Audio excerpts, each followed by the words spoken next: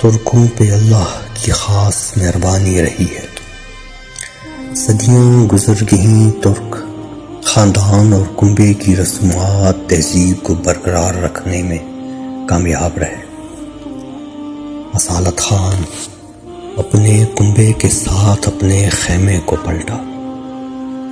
بحالی کے گرد و نواح پہلی بار خونریزی کا شکار ہوئے، لیکن یہ تو جوابی حملہ تھا، یہ تو رد عمل تھا، اپنا دفاع تھا۔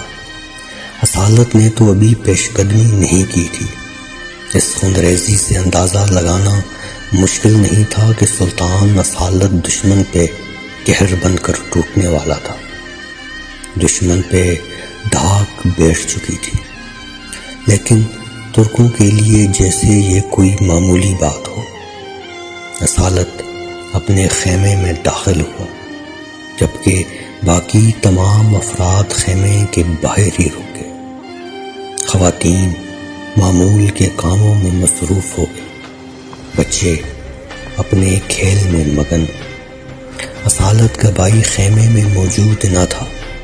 اصالت اپنے خیمے سے باہر نکل کر والدہ کی آرام گاہ کی طرف چل پڑا۔ اصالت دبے پاؤں کے ساتھ خیمے میں داخل ہوا۔ ضعیف اور اپنے وقت کے انتظار میں یہ ترک ماں ساری خونریزی سے بے خبر محو خواب تھی۔ اصالت نے والدہ کے نحیف چہرے کا بوسہ لیا اور واپس اپنے خیمے کو پلٹا، جہاں اس کا بھائی اپنے کپڑوں کو جھاڑ رہا تھا۔ اصالت کی طرف مسکراتے ہوئے بولا، سلطان کا گھوڑا بھی گھوڑوں کا سلطان ہوتا ہے، بہت دور سے پکڑ کر لایا ہوں۔ حیرت ہے اس نے سلطان کو بیچ مارکا کے اکیلا چھوڑ دیا۔ اصالت کے چہرے پہ مسکراہٹ۔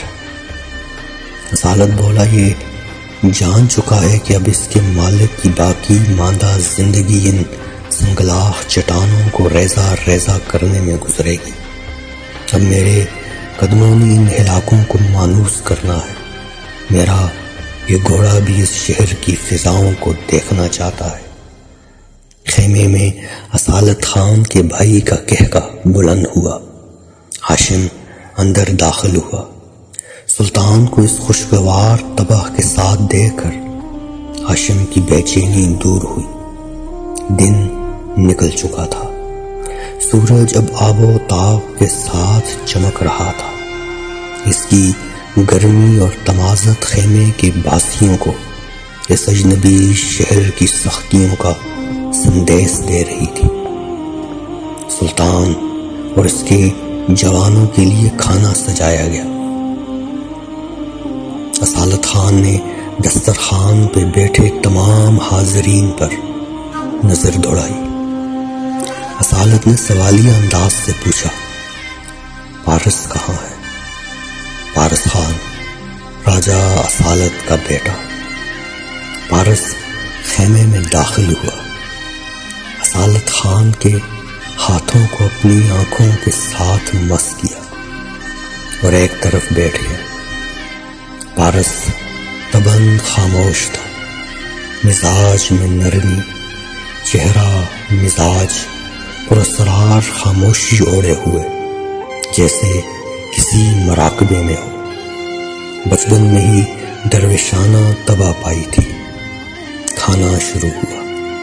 اصالت خان کی طبیعت میں آج سے مزاح جھلک رہی تھی۔ اپنے بھائی کو مخاطب کرتے ہوئے بولا، تم آج ذرا زیادہ کھانا، کہ میرے گھوڑے نے تم کو آج خوب بگایا ہے۔ اصالت کا بھائی بھی دبے الفاظ میں بولا، سلطان صرف بگایا ہی نہیں بلکہ جان بھی بچائی ہے۔ دسترخوان پر بیٹھے ہر فرد نے کہکا بلند کیا۔ ہاشم جو خالصہ فوجی بھاگ نکلنے میں کامیاب ہوئے، کیا ان کا چہرہ تمہیں یاد ہے؟ اصالت نے ہاشم سے دریافت کیا۔ جی سلطان، ہاشم ان اوباشوں کا چہرہ نہیں بھول پایا اور ان کا انجام عبرتناک ہوگا۔ اصالت ہاشم کو مخاطب کرتے ہوئے بولا، کیا مشورہ دیتے ہو؟ ان خالصوں کا انتظار کیا جائے یا ان پر بھرپور حملے کی تیاری؟ ہاشم بولا، سلطان، ہمیں ان کے رد عمل کا انتظار کرنا چاہیے۔ ان خالصوں کا سردار ضرور ہم سے رابطہ کرے گا۔